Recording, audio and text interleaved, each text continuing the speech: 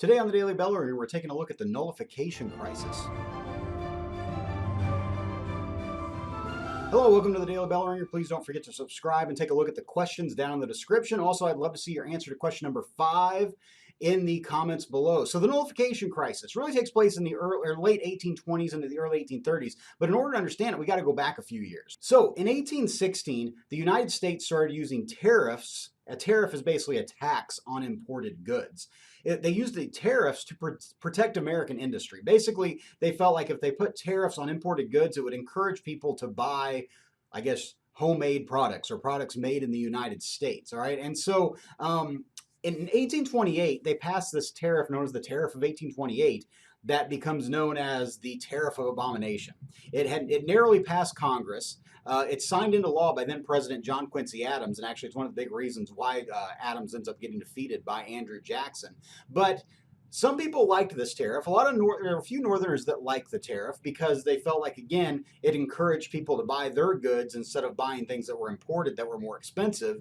But for them, they had manufacturing in the North. Southerners, on the other hand, where they did not have manufacturing, did not have industry, they saw this as being something that, increased their cost of living. And really, they saw it as a tax specifically on Southerners. So they were really, really opposed to this tariff. All right. And one of the big guys that was really opposed to the tariff was a guy named John C. Calhoun. John C. Calhoun was Andrew Jackson's vice president at the time, but Calhoun was a plantation owner from South Carolina. He had been in Congress for years. He'd actually come in right around the War of 1812. He was one of those war hawks, along with Henry Clay, that was pushing for war with Britain. And he's also a huge supporter of slavery. All right, and as we get closer to the Civil War, we're going to see Calhoun being one of those guys that just continually keeps on fighting to maintain slavery in the United States. So John C. Calhoun in 1828 anonymously writes this pamphlet called the Exposition of Protest, which basically lays the groundwork for why nullification is okay. Now, when I say nullification, what I mean is a state saying that they can nullify or cancel a federal law. All right, so Calhoun argued that the states had more power than the federal government and that they could basically declare whatever law they wanted to be illegal and not follow it. So the debate heats up. In the Senate, South Carolina Senator Robert Hayne basically gets up and says state sovereignty is right and that states should have the power to cancel any federal law that they want to. Well, in response, Massachusetts Senator Daniel Webster, a giant of Congress throughout the 1800s, he gets up and says this, and I'm going to say the words exactly. He says, "Liberty and union, now and forever, one and inseparable." So he basically says we have to keep the union together. The union is the one that's in power. The federal government is the one that is the authority. States cannot simply name what laws they want to follow. But the debate went even beyond that. It went to the White House, where Andrew Jackson was basically arguing, saying that we need to keep the union together. Vice President John C. Calhoun was saying, no, states have sovereignty. And actually, John C. Calhoun resigns over this whole issue.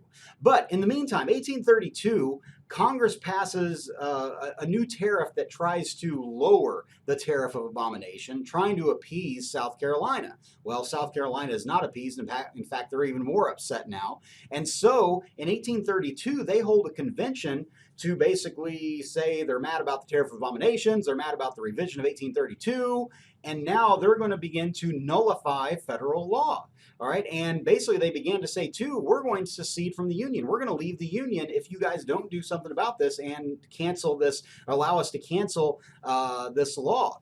All right, and so in response, Andrew Jackson begins to form military forces. He begins to basically say, I'm going to march into South Carolina. And he even threatens John C. Calhoun's life, saying he's going to hang John C. Calhoun from the first tree he can find in South Carolina. But he says, I'm going to force you to pay this tax if you don't do it. But he also goes out and starts giving speeches saying that, South Carolina is terrible. They cannot nullify law. He also gives a big speech to Congress, basically reaffirming that he has authority to do this. And Congress actually passed a bill known as the Jackson's Force Bill, saying, yeah, the president can do this if he wants to. He is the commander-in-chief. And so South Carolina kind of backs down, and Jackson ends up backing down. South Carolina delays the whole nullification process that they were planning. Jackson along with Henry Clay, kind of worked together, even though Jackson hated Henry Clay. They kind of worked together here in an effort to lower the tariff to try to stop the crisis. And so, March 2nd of 1833, Congress passes a tariff reduction bill, which again was kind of crafted by Henry Clay.